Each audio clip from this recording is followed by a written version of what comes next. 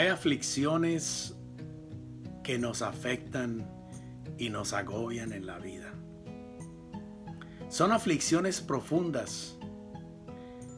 Hay aflicciones que se convierten en enfermedades graves, en situaciones que nos pasan, cómo cambia nuestro cuerpo, cómo cambia nuestra apariencia, cómo cambia nuestra vida. Y si algo podemos entender nosotros, mis queridos amigos y hermanos, es el factor de que muchas veces no tenemos una respuesta a nuestro problema. Nos prendemos de Dios Todopoderoso, le decimos a otras personas, ora por mí, ora por mí, ora por mí. Pero nosotros seguimos distantes, seguimos en reserva, seguimos en una situación metidos dentro de una caja, dentro de un hueco del cual no queremos salir, porque no tenemos ninguna razón para cambiar nuestra manera de ver las cosas. Por eso, mis queridos hermanos, yo les puedo decir con tantas cosas y tantas pruebas que el Señor ha puesto en mi vida, que Dios es misericordioso. Dios tiene un propósito misericordioso para todos nosotros en la aflicción. Cualquiera que sea la aflicción que usted tenga, una enfermedad, un desastre, un problema familiar el cual usted no sabe cómo lidiar o cómo manejar.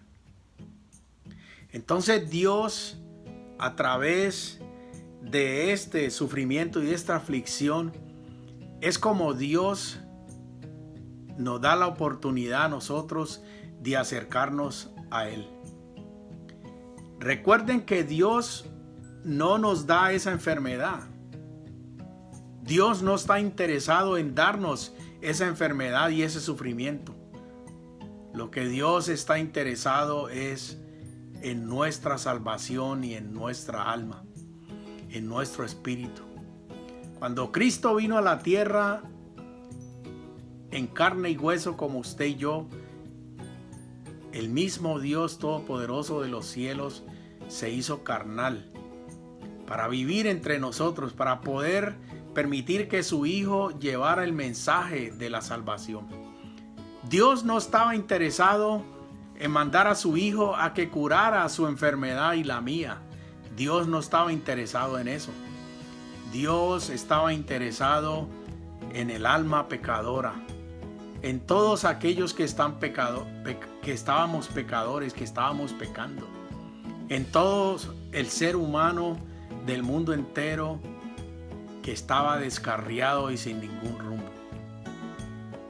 Entonces, en 2 de Corintios capítulo 12, versículo 7, aquí en mi Biblia voy a leer que dice: y para que no me exalte desmedidamente por la grandeza de las revelaciones, me ha sido dado un aguijón en la carne, un mensajero de Satanás que me abofetee para que no me enaltezca demasiado. Esas eran las palabras de Pablo. Esas eran las palabras de Pablo. Y Pablo le pedía al Señor que le quitara ese aguijón. Y el Señor le decía: no te lo voy a quitar. Confórmate con mi gracia. Eso era lo que Dios le decía. Y Pablo sufría mucho. Y por eso Pablo decía estas palabras. Y entonces muchos de nosotros y muchas personas tienen enfermedades que les han venido así de la noche a la mañana y han cambiado su vida totalmente y luchan por tener una buena actitud, por seguir siendo alegres. Pero esa enfermedad les robó parte de su vida. Pablo no solo aceptó esta dolorosa aflicción como un don del Señor, sino que también percibió porque se le había dado, percibió y preguntó: ¿por qué me ha dado esto? Y a través de esa pregunta Pablo aprendió a entender el por qué Dios le había dado ese aguijón. Es triste, pero es interesante cómo Dios trabaja en la vida de cada uno de nosotros. Y esas enfermedades, tenemos familiares y tenemos seres amados tendidos en una cama como un vegetal. Y nosotros los miramos con tristeza y nos preguntamos, ¿por qué a esta persona le pasa esto? ¿Por qué le pasó esto a esta persona que tanto amamos? Y esas personas duran y duran años y años y años como unos vegetales en una cama. Esa ya es una muerte de la cual nosotros no queremos aceptar. Ese es un cuerpo que no se puede mover, que no puede pensar, que ya no me reconoce. Ese es un cuerpo muerto. Entonces, nosotros miramos a esa persona todos los días y nos preguntamos, Señor, ¿por qué tú no lo levantas de la cama? Y propiamente Dios tiene la oportunidad y tiene la capacidad y la grandeza y el poder de curar cualquier enfermedad. Porque Jesucristo en sus días curó ciegos, levantó paralíticos, volvió muertos a la vida, como en el caso de Lázaro. Pero Dios hizo eso solo para mostrar al mundo y al ser humano que Él era el Todopoderoso y que Él podía hacer eso y mucho más. Pero Dios no vino, querido amigo y querido hermano, Dios no vino a curar su cuerpo y el mío. Dios tenía una misión especial. El Hijo de Dios tenía una misión especial aquí en la tierra. El aguijón que Dios le dio a Pablo, el aguijón era para humillarle. ¿No es este normalmente el principal propósito de Dios en sus tratos disciplinarios con nosotros?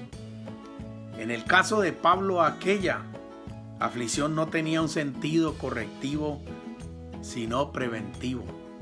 Y puede que este haya sido el misericordioso propósito de Dios para contigo. Quizás volvió contra ti a un pariente rico que legó o que negó su dinero a otra persona. O puede que no haya permitido la prosperidad de tu negocio para que no te volvieras orgulloso.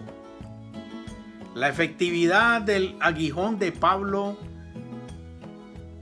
la muestra el hecho de que durante 14 años nunca mencionó el arrebatamiento al paraíso, y no lo hubiera hecho de no haber sido por las excepciones, circunstancias que se habían presentado. Habían tenido unas circunstancias excepcionales que se le presentaron en la vida a Pablo, y por eso él no habló de esas cosas. Pero respecto a lo cual 3 veces he rogado al Señor que lo quite de mí. Y Pablo sigue diciendo eso en 2 Corintios 12:8. Mi querido amigo, yo le pregunto a usted hoy, si usted se hace esa pregunta alguna vez, ¿por qué, Señor, me has dado esto? Y yo le voy a dar una respuesta. El Señor le ha dado esa enfermedad a usted, ese suplicio, ese dolor, para que usted en medio de su enfermedad usted pueda darse cuenta de que Dios es poderoso, para que usted tenga la razón de estirar sus brazos y encontrar a Dios, para encontrar la calma que usted necesita, para encontrar la respuesta que usted necesita a esa enfermedad. Mi querido amigo, y yo le digo que Dios tiene el poder de curarle, si ese es el deseo de Él. Y si no es el deseo de Él, como Pablo decía tantas veces, Señor, quita de mí este aguijón, y Dios le decía, no, bástate con mi gracia, porque Dios tiene una razón por la cual usted está así, por la cual usted está pasando así, mi querido amigo. Dios tiene una razón. por la cual le ha traído esa desgracia a su vida, esa pérdida a su vida, ese dolor a su vida, ese constante martirio a su vida. Dios tiene una razón para eso. Y Dios le está dando la oportunidad a usted a que se rinda y venga a los pies de Cristo para que usted aprenda a vivir con eso que tiene, para que vea cómo Dios le va a dar la paz y la tranquilidad, para que usted aprenda a vivir con todo eso. No piense que Dios le va a curar ahora mismo. No piense que si usted me dice a mí que ore por usted, usted se va a curar inmediatamente, hermano. Eso no trabaja así. Dios tiene el poder de hacer lo increíble que usted se pueda imaginar o haber visto alguna vez en su vida. Dios puede hacerlo si es la voluntad de Él.